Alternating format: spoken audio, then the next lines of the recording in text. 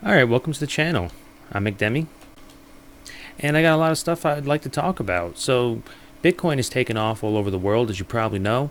Coin went up to like $7,000. It dropped to about 5,500 at one point from like 7,000. But that's because it has like a lot of like uptrends and then downtrends. And I've noticed that Bitcoin has a tendency to drop maybe 20 to even sometimes 30% of its value, but it never seems to go further beyond that. Now, a lot of people seem to think Bitcoin is going to take off and become the currency of the world. And you know what? I think that that's in some ways a little ridiculous, but at the same time, I have learned throughout the course of my life that when young generations, particularly millennials, for instance, when they get all hot and bothered about a particular topic or a particular company, and and they get to the point where they believe like you're not cool unless you like this product or something, like when they get so obsessed with the product, you got to listen, because if the millennials believe in something, they're the ones that are going to be the next generation, and they're going to have the money to spend it on that.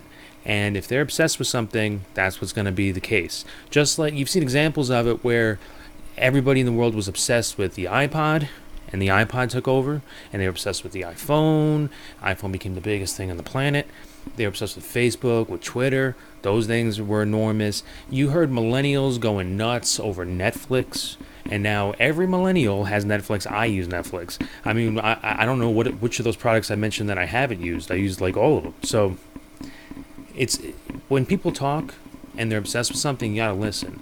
And right now, the young generation is obsessed with Bitcoin. Now, I got some things I gotta tell you about Bitcoin, because there's some truth that a lot of people aren't aware of. There's some limitations of this service, and there's some downsides of it. For the first thing is that Bitcoin can only do about 4 transactions per second, whereas Visa credit cards can do about 100,000 transactions per second or something like that. So for people to be able to buy products all over the world, be able to go shop at Walmart, shop at Amazon, whatever the local store is, and buy products, they're limited because they can only do 4 transactions a second. So only so many people can use Bitcoin. So you have all these millennials who think it's going to take over as the currency provider, and you're not going to buy stuff with dollars anymore. You can be buying it with Bitcoins. In some ways, they're foolhardy. But in other ways, they actually are correct. Now, the reason why Bitcoin has jumped to $7,000 over the past few months is largely because 25% of the volume of Bitcoin transactions are actually from Japan. Actually, I think it's a lot higher than that, sorry. A huge amount of the Bitcoin transactions are in Japan. An even smaller portion of that, I guess, is in America. So the Japanese are truly behind Bitcoin, probably because it was invented by this guy, Satoshi Nakamoto, who obviously is a Japanese name, whoever he is. So it's a Japanese technology. And one of the reasons why it truly jumped and spiked to like $7,000 is because now Japan just legalized, about a few months ago, they legalized cryptocurrencies as a form of payment in a way that no other country in the world has done, which has caused stores in Japan to now start to accept Bitcoin to buy things. So you can go into a grocery store, you go into your 7-Eleven or, whatever's equivalent to 7-Eleven in Japan, your local grocery store, you buy milk and eggs, and instead of giving somebody the credit card or giving them dollars or yen in that case, you can actually buy milk and eggs with Bitcoins. And because now it's like a real currency in that country, it has skyrocketed in value. And so people are long on this currency because largely Japan is so obsessed with it, and because you have the young people in America who think it's going to like take over the world, it's going to change everything. And for the people who have a problem with fiat currencies in America, about how they can print as much as they want, and there's no regulations, there's no auditing of where the money goes. So, if the Fed decides to print $1 trillion and give like, 100 billion to that bank and 100 billion to this bank over there, nobody knows where they give the money to. And it's ridiculous in a lot of people's eyes. So Bitcoin has a limited cap of 21 million coins, as you probably already know, which is like a gold standard in a way. It means that they can't inflate it, they can't reprint it, they can't make more of it. So if you hold it, the volume of your Bitcoin, the percentage of Bitcoins that you own, is never going to go down. Whereas if you hold a dollar, they're going to just keep printing more of it. So in some ways, if you have dollars, if you have any savings, in some ways you got to put it in something. You got to invest it in a stock market. You got to get some sort of a return on it, whether it's in a bond. I mean, if you have savings or something, you're going to get like 1-2% a year, which is nothing compared to the amount that they're going to print it at. So in a lot of ways, you have to put it into something that might even be a little bit risky, because you got to get some sort of yield on it to be able to match the rate of inflation.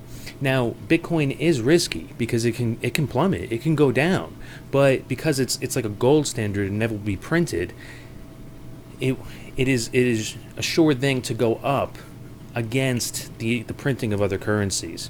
So when there's $1 trillion in the money supply, and Bitcoin's at this price, then when there's $2 trillion, Bitcoin will be there. When it's $4 trillion, it'll double again, just because of the relation of currency, the limited supply of Bitcoin in relation to the unlimited supply of currencies. However, because of the 4 transactions per second thing that Bitcoin has to suffer from, it's really tough to know if it will ever be used to be able to go and buy your milk and eggs somewhere, or be able to buy stuff on Amazon or Walmart. They never started accepting those things. But one thing that's occurred to me is that in order for American sellers to be able to accept Bitcoin to sell their products, they're probably going to have a wallet do more than 4 transactions a second. Now, so what this means is that, for instance, let's say you want to go and buy your milk and eggs, and the seller wants to sell, hundreds of transactions a second, thousands, hundreds of thousands. I mean, imagine how many transactions a second are taking place on a site like Amazon or Walmart. I can only imagine. It's got to be thousands, maybe hundreds of thousands. I don't even know how many per second. It's amazing. So what this means is that they're going to have a third party. They're not going to be able to make these transactions on the Bitcoin exchange themselves, where you have all these miners handling all the transactions and decrypting the blockchain, to be able to put it into the ledgers, which is basically how Bitcoin works, where you have a decentralized amount of miners with all this hardware, and they receive the transaction information through a blockchain, and then they put it into a ledger, and everyone can access the ledger, but they can only do 4 transactions a second, which is just horrible.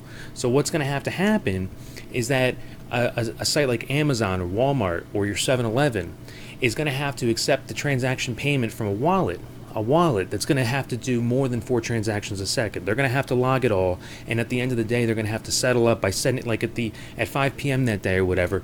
Then they send 1 transaction to the seller. They send 1 payment of Bitcoin. So at the end of the day, they're going to have to settle up, so that way they can handle all these transactions per second. So if you followed that with what I'm saying about how wallet to wallet is going to have to do more than 4 transactions a second, and the Bitcoin miners are going to have to only do like 4 transactions total per second, if you follow what I'm saying with that, it means that the wallets, the people who are going to handle these large transactions per second, are going to have some sort of a reserve.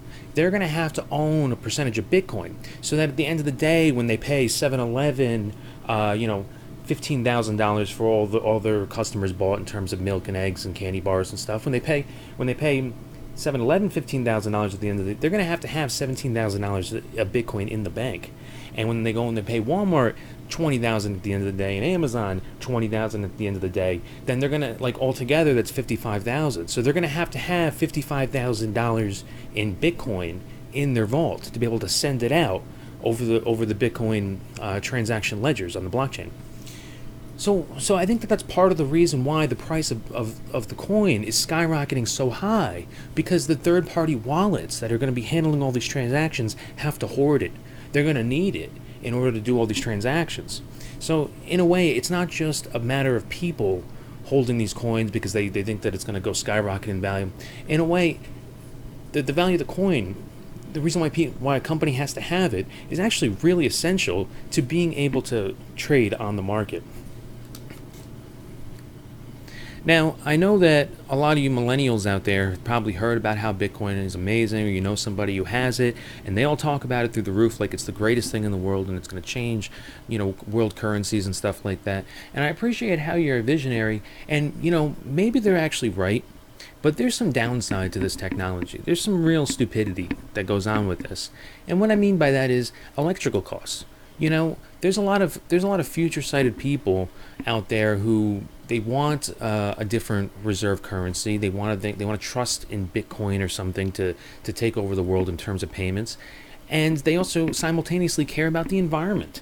And now, how does the environment relate to Bitcoin? Well, I'll tell you. In order for all these blockchain miners to be able to handle these transactions, they need sophisticated hardware. I mean, we're talking about hardware that's thousands of dollars, tens of thousands, hundreds of thousands of dollars in hardware to mine all this stuff, and the electrical costs every month that they use to be able to handle all this Bitcoin information through their hardware is sometimes, in some cases, thousands and thousands of dollars. I mean, I've seen it's probably as high as tens of thousands. They're wasting so much electricity to have millions of miners on the network, all handling the exact same transactions and putting them into the public ledger. The amount of electricity that's wasted is just, it's ridiculous. Like, I mean, I like we could probably go to Mars and back off all the electricity that's wasted every single day. So this is not a very prudent technology in a way to be wasting that much electricity. Although I do think that the decentralized way of being able to keep a ledger of transactions and not having to trust some sort of organization that's proven fraudulent and doesn't log things properly and just prints more currencies all the time, all that they want. I think there's a lot of upside, but I also think that in some ways it's a complete waste of technology. And one of the problems that currently exists now with Bitcoin is that the size of the blocks gets more and more sophisticated and larger with every single transaction.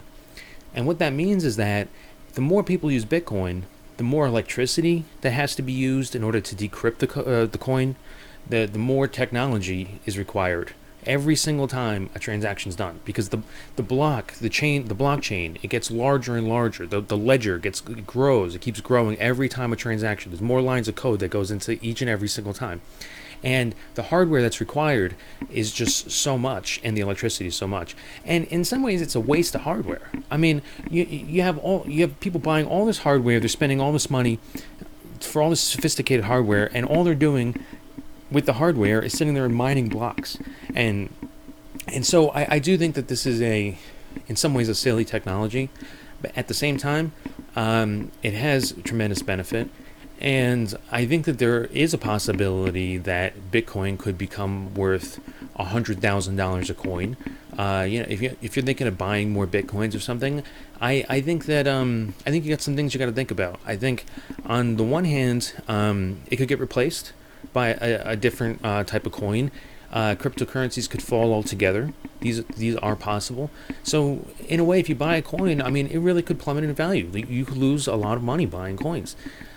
On the other hand, there is really a chance that, in 20 years, 40 years, we're going to all be buying stuff on the internet with crypto coins, particularly maybe Bitcoin. Maybe that's going to be the one. Maybe it won't be Ethereum or Litecoin or Dogecoin or whatever. Maybe it really will be Bitcoin. And, you also have to, deal with the fact that there's a lot of hard forks on the Bitcoin network, and they can't even decide which coin really is the coin that's the true Bitcoin. There's Bitcoin Cash, and I guess there's Bitcoin 2X, and isn't there like a thing called like Swift Coin? They keep like changing the names of the coins. They keep separating the network.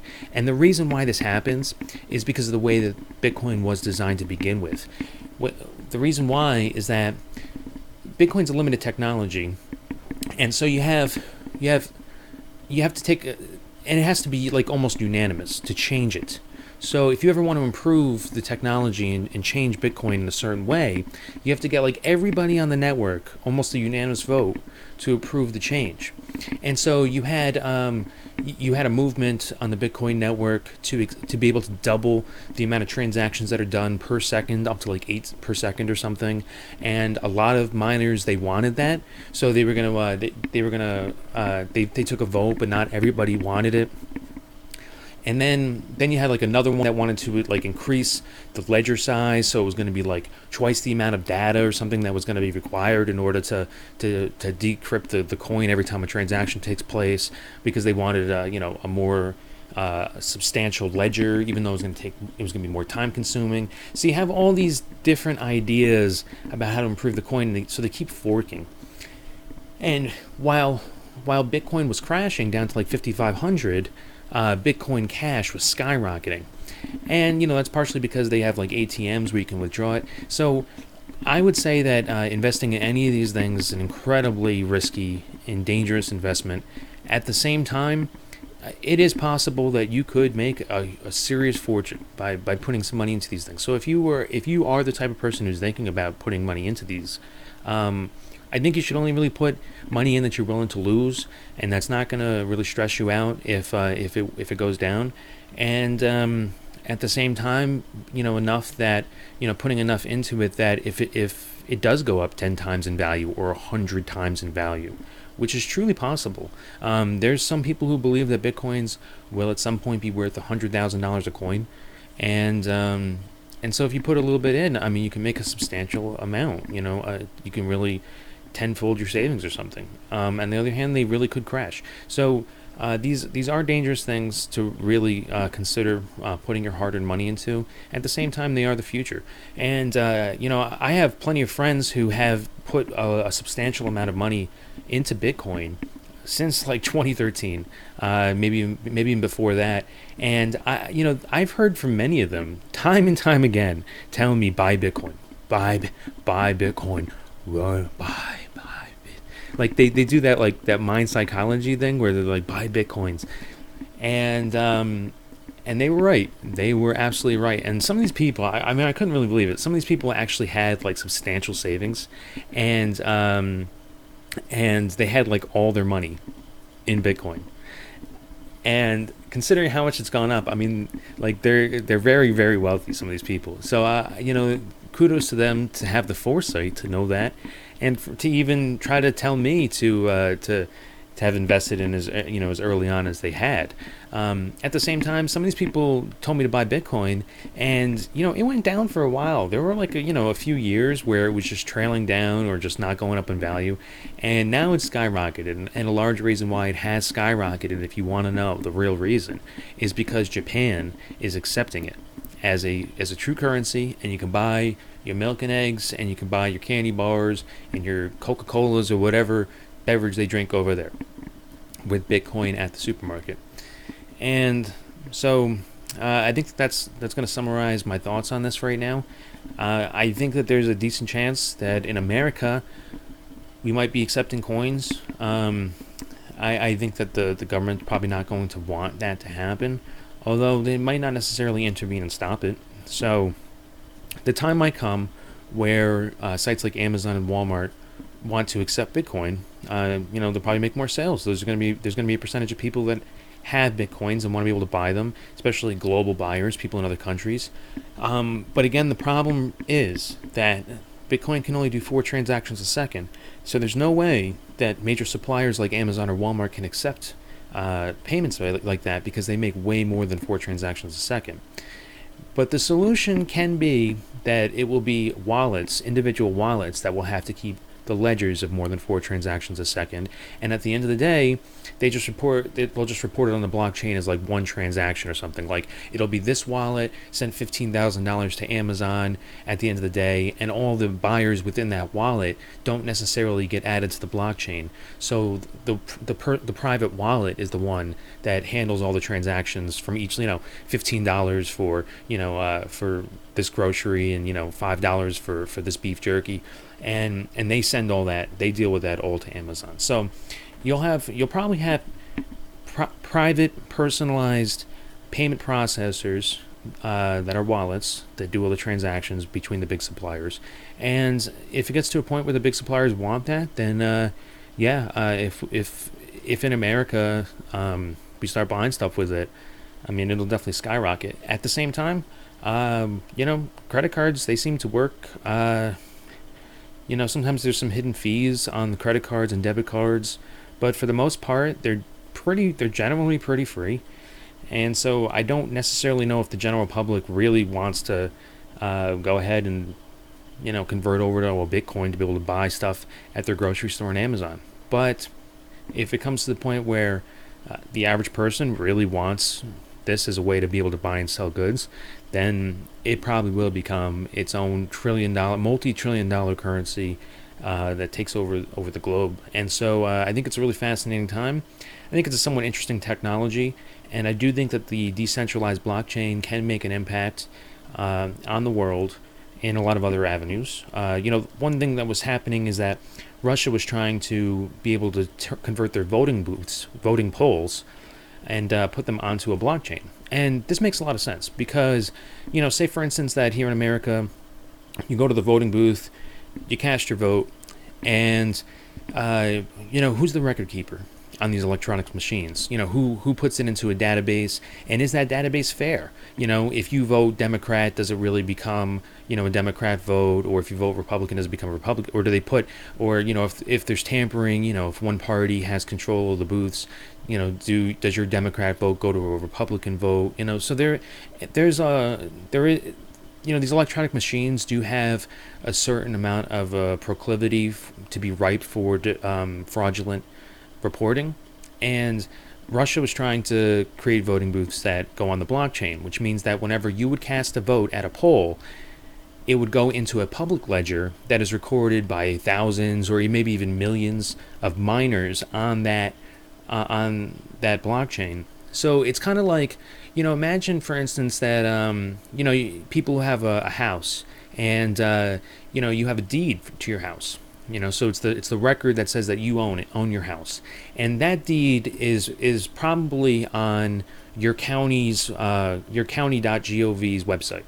And so you go to your county's government website, and you can search the address, and it'll show the deeds of whatever address it is and who owns it and stuff like that, and that's great. That's a centralized ledger, so the county has it recorded on their website, and it's a pretty good system. Works pretty well, but the question becomes trust, and it becomes hackability, and there's certainly a lot of things that get recorded that you can't find on your county's website. Like there's a lot of things, particularly within law, like contracts, for instance. Let's say that somebody signs a contract with another person. The county doesn't necessarily put that on their site, and there's a lot of legal things that happen in a court of law that don't get reported on the site. And if these things went into a public blockchain where there's millions of miners, then the information is out there in the public. So in a lot of ways, it really is an impressive technology. I think that some of the people in Silicon Valley who are truly so future sighted with blockchain technologies, that they think that this is going to be one of the most prominent, important technologies in the next 40 years.